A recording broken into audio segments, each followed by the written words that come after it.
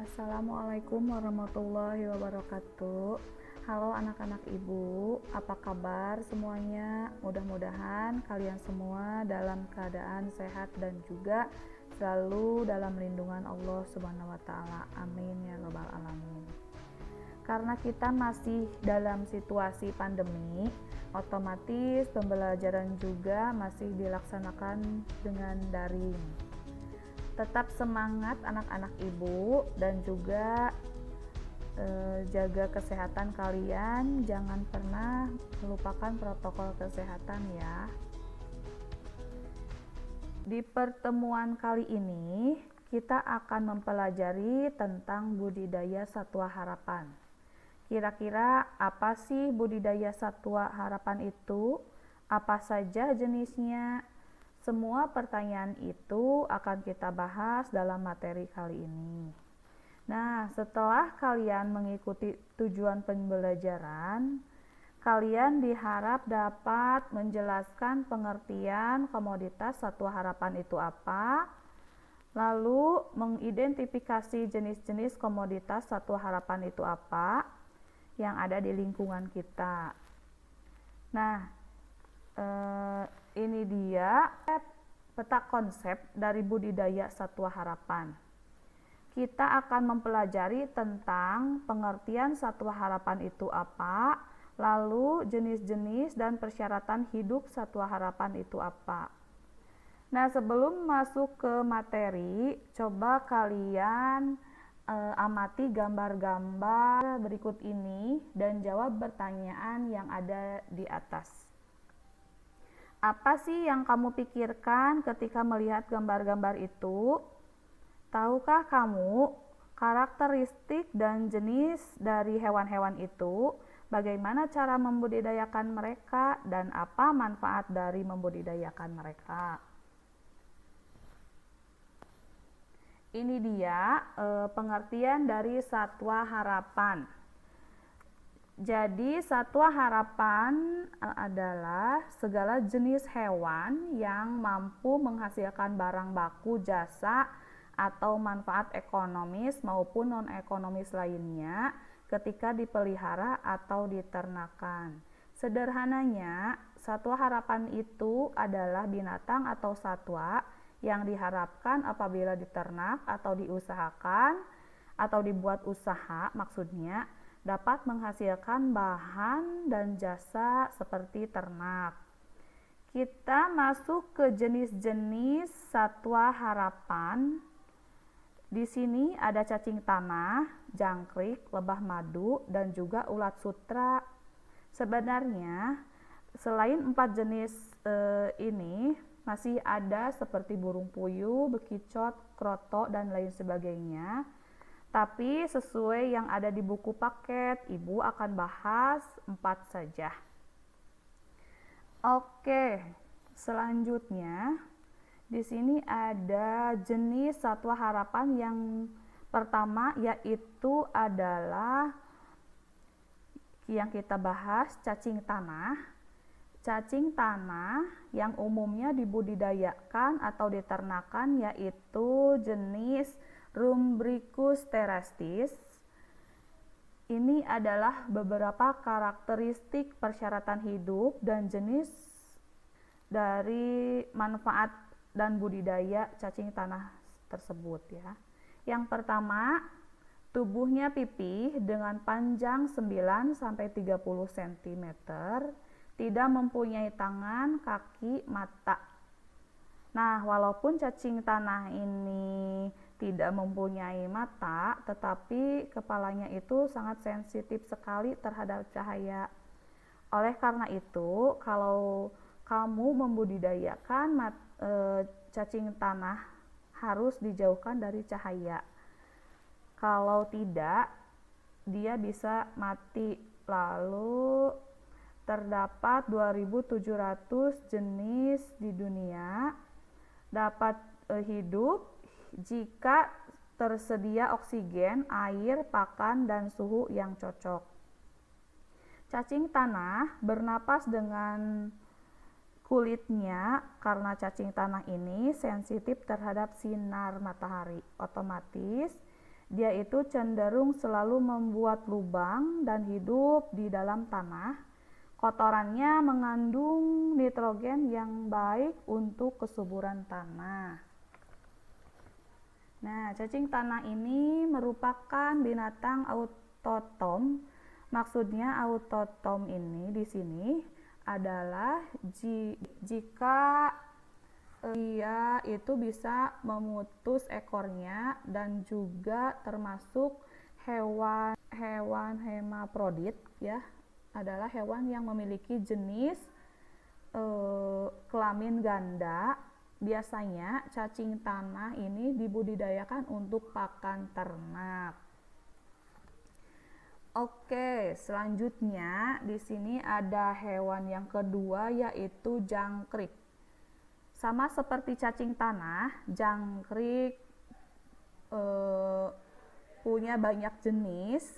Nah, yang biasanya dibudidayakan yaitu jenis jangkrik Gryllus testacus dan Gryllus mitratus.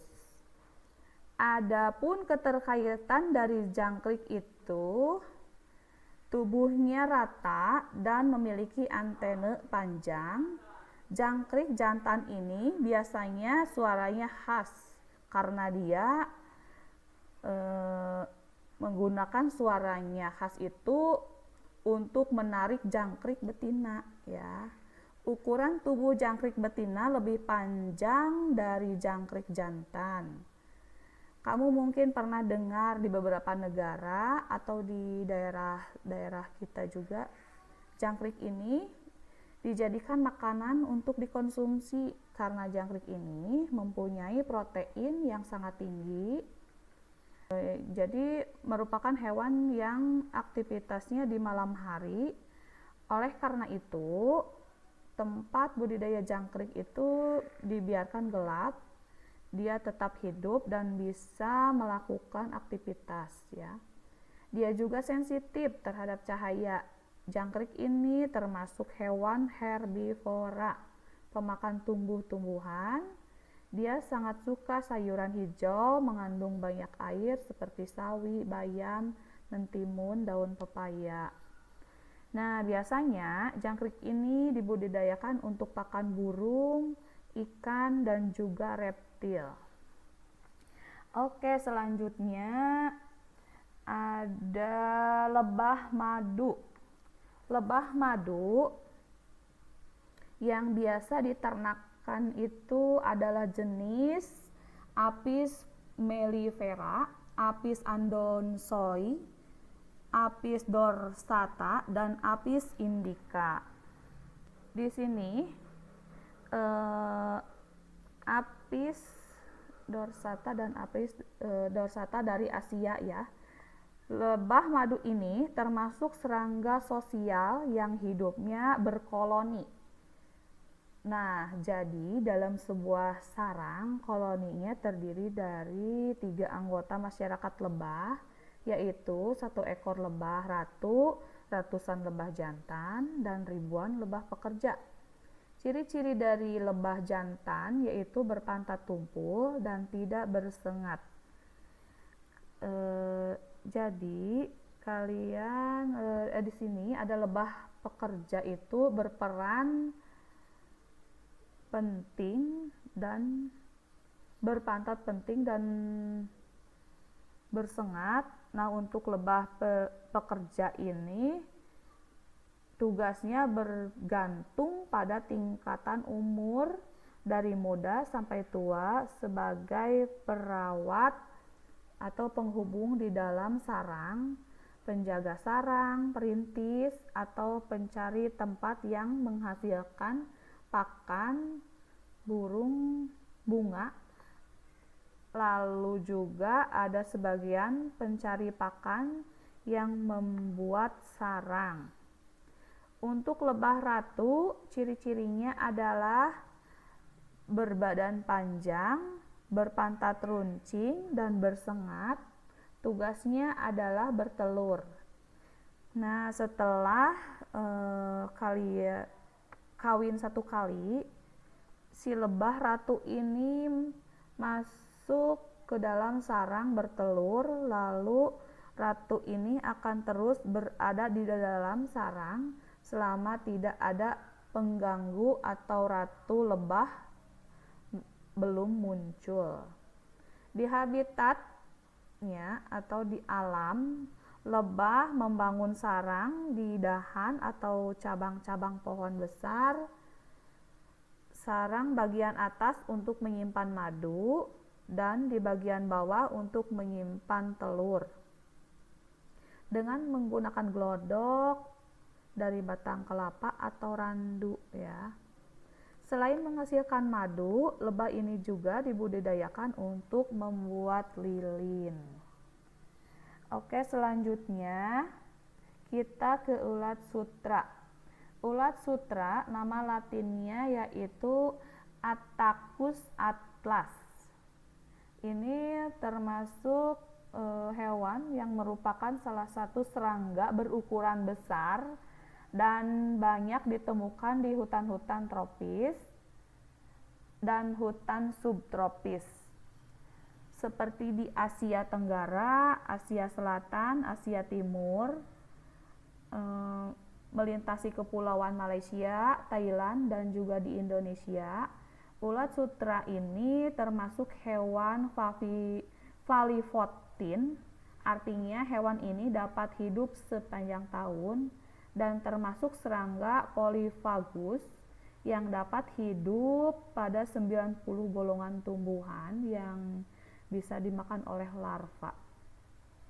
Ulat sutra ini adalah ngengat yang memiliki nilai ekonomis tinggi sebagai penghasil sutra atau benang sutra. Sebagaimana kita tahu, benang sutra ini adalah salah satu bahan baku untuk industri tekstil. Dia bisa berganti kulit ketika memasuki instar baru. Di sini tubuhnya terbagi menjadi 3 bagian. Yang utama ada kepala, dada, dan perut. Kepompongnya dibudidayakan dengan cara dipintal menghasilkan sutra ya. Nah, kalian tahu kepompong sutra mentah setelah dipintal itu bisa menghasilkan benang sutra sepanjang 300 sampai 900 meter per kepompong. Jadi ulat sutra ini termasuk hewan yang mengalami metamorfosis yang sempurna. Oke, anak-anak ibu, itu dia tadi materi tentang pengertian dan juga jenis-jenis komoditas satwa harapan. Semoga penjelasan dari ibu bisa menjawab pertanyaan-pertanyaan selanjutnya, sehingga tujuan pembelajarannya pun tercapai. Oke, sekian materi pembelajaran hari ini. Kita bertemu lagi di materi pertemuan berikutnya. Mudah-mudahan masih dalam keadaan yang sehat dan juga tetap semangat ya, yang lebih baik lagi dari hari ini.